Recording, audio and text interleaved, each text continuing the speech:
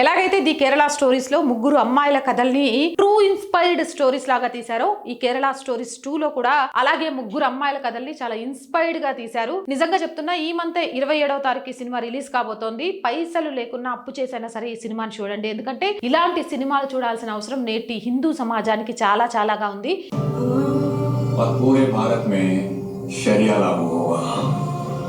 అల్లా దయదలిస్తే మరొక 25 సంవత్సరాలలో ఈ దేశాన్ని ఇస్లామిక్ దేశంగా మార్చేస్తాం, భారత్ అంతటా కూడా షరియా చట్టం తీసుకొస్తాం అనడంతోనే స్టార్ట్ అయిపోతుంది ట్రైలర్. పిల్లల్ని కనడమే ఒక ఎత్తు అంటే, వాళ్ళు చేసిన పాపాలకు వాళ్ళని కాపాడుకోవడానికి ఒక పేరెంట్స్ పడే కష్టాలు ఏంటి అనేది కనిపిస్తుంది. నేను బీఫ్ తినను అన్నందుకు ఆ పిల్లని ఏం చేస్తారో ఒకసారి చూడండి.